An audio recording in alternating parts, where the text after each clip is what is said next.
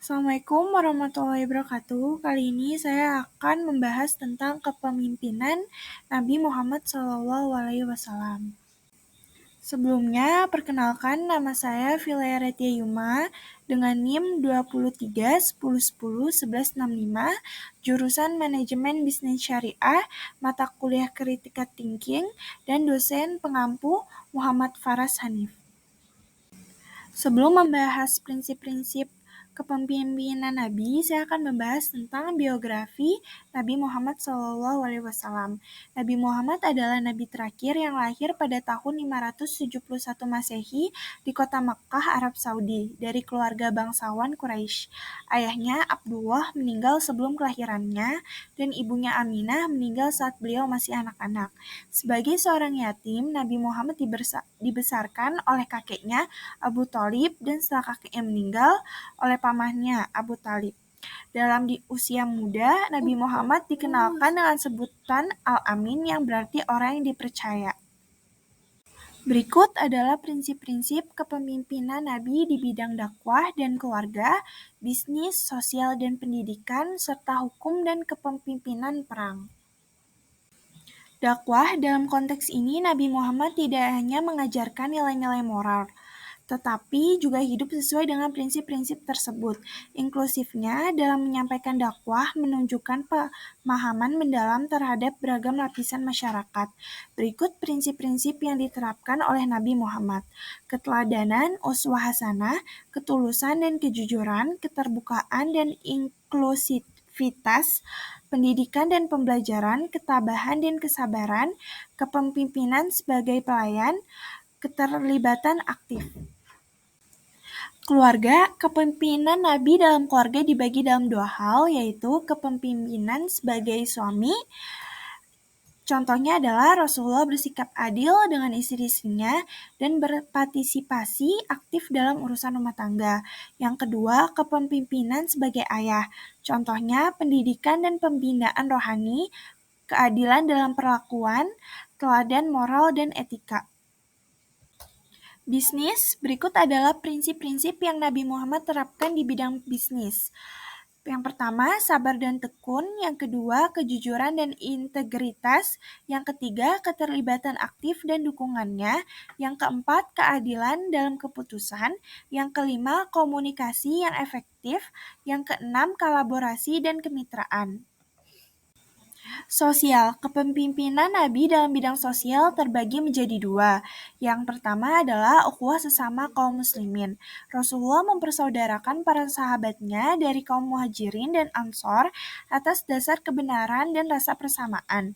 Ukhuwah ini didasari oleh prinsip-prinsip material. Di antaranya ialah ditetapkan prinsip-prinsip saling mewarisi sesama mereka. Yang kedua, perjanjian antara kaum muslimin dan non-muslimin. Contohnya, terbentuknya Piagam Madinah. Perjanjian ini memberikan landasan hukum dan etika untuk pembentukan masyarakat yang beragam di Madinah. Ini menunjukkan pendekatan inklusif Nabi Muhammad dalam membangun komunitas. Selanjutnya, aspek-aspek dalam kepemimpinan Nabi Muhammad dalam bidang sosial. Yang pertama, ada pendekatan inklusif, yang kedua ada keadilan sosial, yang ketiga ada solidaritas dan persaudaraan, yang keempat ada perlindungan hak-hak individu, yang kelima ada partisipasi masyarakat. Pendidikan. Yang pertama, contohnya ialah mendorong umat Islam untuk mencari ilmu, pengetahuan, dan menghargai pentingnya pengetahuan. Yang kedua, menekankan bahwa mencari ilmu adalah tugas setiap muslim, baik laki-laki maupun perempuan. Yang ketiga, menggunakan pendidikan sebagai sarana untuk mentransformasi masyarakat. Yang keempat, menekankan bahwa pendidikan bukan hanya untuk meningkatkan pengetahuan, tetapi juga untuk mengubah perilaku dan membangun masyarakat yang lebih baik. Yang kelima, memberikan penekanan khusus pada pendidikan agama Islam. Yang keenam, mengajarkan ajaran-ajaran pokok Islam seperti tauhid, keesaan Allah, dan akhlak yang mulia.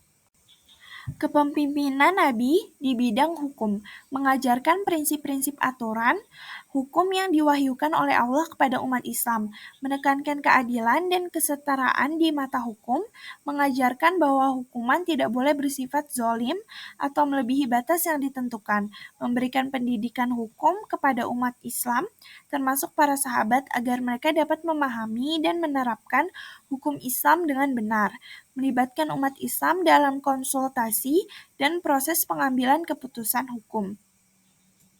Mengakui pentingnya kesepakatan bersama ijma dalam menetapkan hukum. Selanjutnya, kepemimpinan Nabi dalam bidang perang. Mendorong para pejuang untuk bertindak dengan kehormatan selama perang, menunjukkan keberanian, ketegasan dalam menghadapi musuh, mengorganisir pasukan dengan baik dan merancang taktik yang efektif, menetapkan tujuan yang jelas dan terukur dalam setiap pertempuran, mengambil keputusan melalui konsultasi dan mendengarkan masukan dari para sahabat, menunjukkan kepemimpinan yang kuat dengan berada di garis depan medan perang. Sejarah prinsip kepemimpinan Nabi. Nabi Muhammad memiliki prinsip-prinsip etika dan keadilan yang sangat kuat dalam berbagai aspek kehidupan, termasuk dalam konteks bisnis. Berikut adalah beberapa prinsip bisnis yang diambil dari sejarah Nabi Muhammad. Kejujuran dan kepercayaan. Sebelum dan setelah menerima wahyu, Nabi Muhammad terkenal dengan reputasi sebagai Al-Amin, orang yang terpercaya, dan Al-Siddiq, orang yang jujur. Kejujuran dan kepercayaan merupakan prinsip dasar dalam setiap transaksi bisnis. Lalu ada keadilan dalam perdagangan. Nabi Muhammad menekankan pentingnya keadilan dalam berdagang. Beliau mengajarkan agar setiap transaksi bisnis dilakukan secara adil dan tidak merugikan pihak lain. Konsep keadilan ini membentuk dasar etika bisnis dalam Islam. Selanjutnya, perhatian terhadap kesejahteraan pekerja.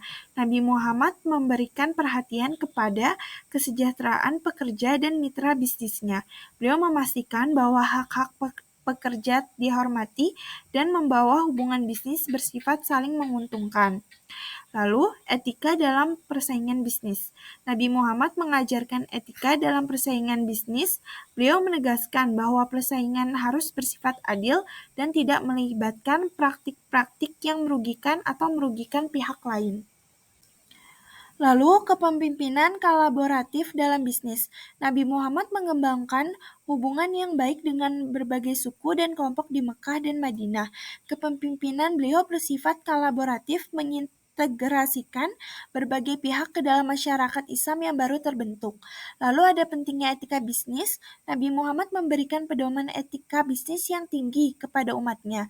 Beliau menekankan pentingnya menjauhi praktik-praktik tidak etis seperti penipuan, manipulatif, dan eksploitasi. Lalu ada perhatian terhadap kesejahteraan sosial. Kesejahteraan umat menjadi perhatian utama dalam kepemimpinan bisnis Nabi Muhammad. Beliau mendorong distribusi kekayaan yang adil melalui konsep zakat dan sedekah. Inovasi dalam manajemen.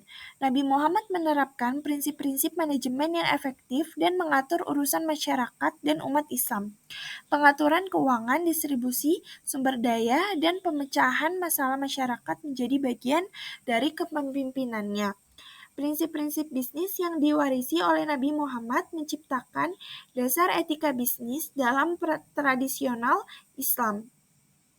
Pengikut Islam diharapkan untuk menjalankan bisnis mereka dengan penuh integritas, kejujuran, dan keadilan sesuai dengan ajaran-ajaran Nabi Muhammad SAW. Relevansi kepemimpinan Nabi Muhammad saat ini. Kepemimpinan Nabi Muhammad memiliki relevansi yang besar dalam berbagai bidang, termasuk bisnis, pendidikan, sosial, dakwah, dan keluarga. Berikut adalah relevansi kepemimpinan Nabi dalam konteks bisnis, pendidikan, sosial, dakwah, dan keluarga.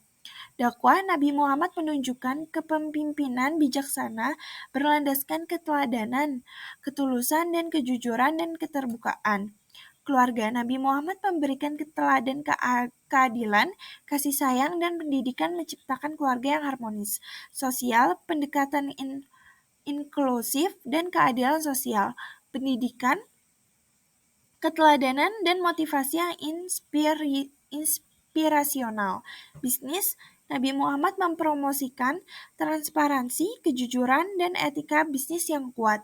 Prinsip-prinsip ini dapat diterapkan dalam bisnis modern untuk menciptakan lingkungan bisnis yang beretika dan berkelanjutan.